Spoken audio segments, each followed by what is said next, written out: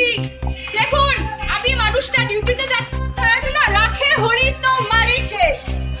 কেন ভাই, কেন কেন সাধারণ মানুষের পেছনে লাগিস? ভালো করে শুনে রাখুন, এই যে এটাই সেই সৌরভ সরকার, সুকন্যা সরকারের বাড়ি, যার মেয়ে বউ ব্যবসা করে।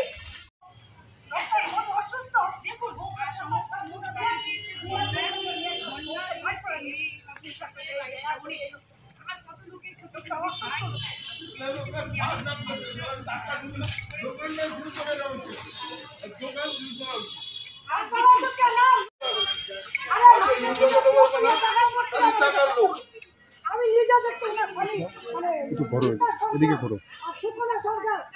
আমি নিজে দেখতে পাই যা মদ খায়া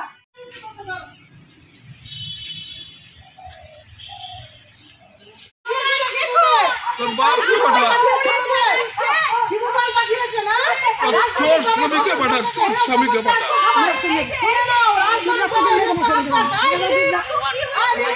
তুমি কিসের জন্য আসছো?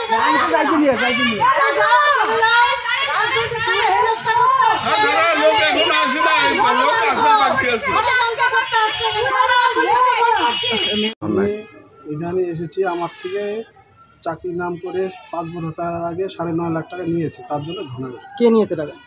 সজল সরকার। কি বলে নিয়েছিল টাকাটা? চাকরির নাম করে দিয়েছে। কিসের চাকরি দেবে? Upper primary. চাকরি পাননি? না, চাকরি পাইনি, টাকাও দিচ্ছেন। ওর জন্য আজকে ধর্ণা দিয়েছেন? হ্যাঁ। কি করে সদল সরকার? তৃণমূল পার্টি করে। কোন দায়িত্বে আছে এদের মধ্যে?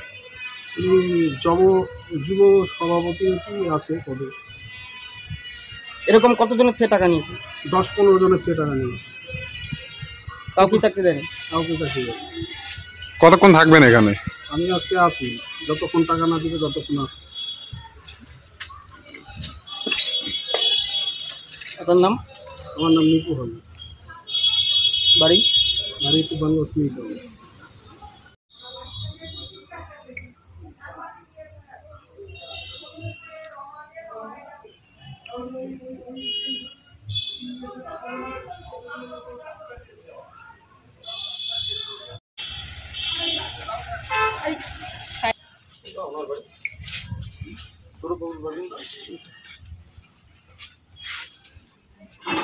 বাবু,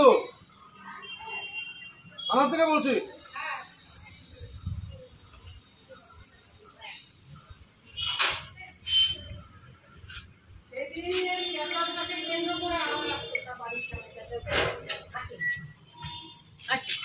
সেই দিনে ক্যাচালটাকে কেন্দ্র করে সব রাজনৈতিকভাবে হেনস্থা করতে আসছে। রাজনৈতিকভাবে হেনস্থা করতে আসছে।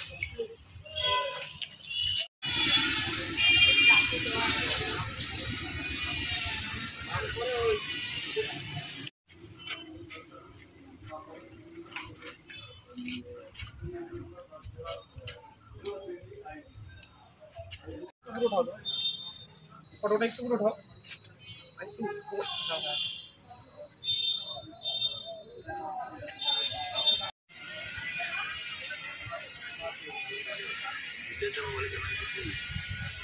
লাইট দেখা তো ভালো করে যদি এখন লাইট চাই তো লাইট করে লাইট এখন লাইট না।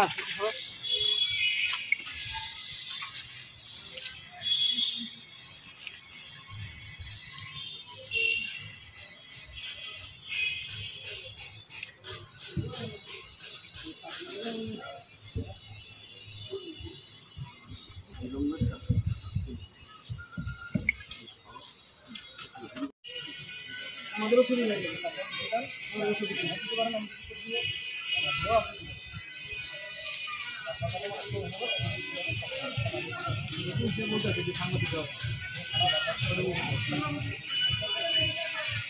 কথা প্রথমতই বিষয়টা হচ্ছে, এখানে আমার পাড়ার 2 জন মহিলাকে নিয়ে এরা এসছে।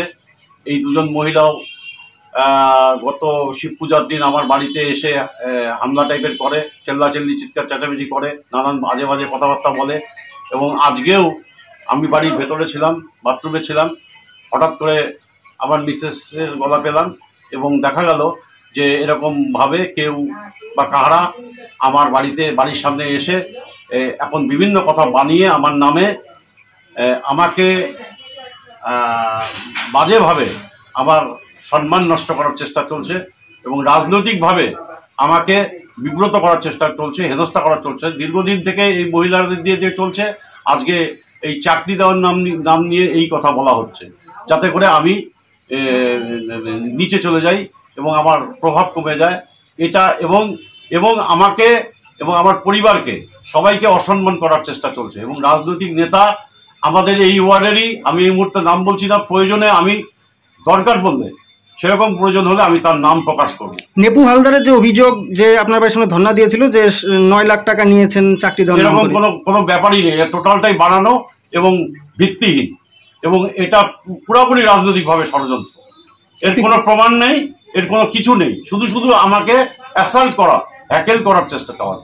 কারা করছে মনে করছেন আপনি? আমি মনে করছি, আমি তো বললাম একজন রাজনৈতিক লিডার আছে, যে লিডার 2021 সালে সে পৌরসভার টিকিট পায়নি, এমএলএ টিকিট পায়নি, ভাবছে বোধহয় আমার প্রভাবের জন্য আমারও টিকিট পাওয়ার কথা ছিল, সেই কারণে সেই সময় থেকে ইন্টেনশন চলছে, আজকের তারিখ অবধি চলছে, সে চালিয়ে যাচ্ছে। আমাকে 4টা কেস দেওয়া হয়েছে আমার নামে, তবুও আমি তাদের স্ট্যান্ডার্ডের সাথে আমার স্ট্যান্ডার্ড মেলে না বলে আমি কোনো কেস দিইনি। আমি নিজে হ্যাকেল হচ্ছি বলেও চুপচাপ আছি, যাতে ঠিক আছে আমার সম্মানকে আমি ধরে রাখি। কিন্তু তারা আমাকে বিভিন্নভাবে চেষ্টা চালাচ্ছে এবং আগামী দিনে যে আরো চালাবে না তার কোনো মানে নেই। কি দায়িত্বে আছেন আপনি? আমি কোচবিহার জেলার জেনারেল সেক্রেটারি, আইএনটিটিউসি এবং তুফানগঞ্জ শহরের কোর কমিটির তৃণমূল কংগ্রেসের মেম্বার। মানে দলের লোক কি আপনার হ্যাকেল করেছে? দলের লোক আমাকে হেল্প করছে না, কোনো দলের সবাই ভালো, সবাই এই ব্যাপারগুলো নিয়ে তারা চিন্তা ভাবনা করেছে।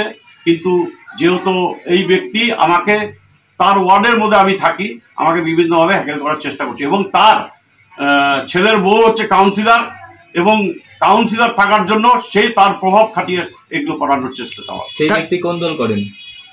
সেই ব্যক্তি তৃণমূল করেন। তাহলে এই যে চাকরি দেওয়ার নাম করে যে টাকা নেওয়ার অভিযোগটা উঠছে, এটা কি বিষয়? এটা একদম মিথ্যে এবং এটা আমাকে ষড়যন্ত্র করে আমাকে রাজনৈতিকভাবে হ্যাকেল করার চেষ্টা চালানো হচ্ছে। টোটাল মদতের পিছনে ওই ব্যক্তিকে দায়ী করছেন আপনি? টোটাল মদতের পিছনে অবশ্যই ওই ব্যক্তি দায়ী। ব্যক্তি ডাইরেক্টলি আসছে না, কিন্তু ইনডাইরেক্টলি সে এই কাজগুলো করিয়ে যাচ্ছে বিগত 2021 সাল থেকে আজকেও। আপনার নাম? আমার নাম সৌরভ সরকার।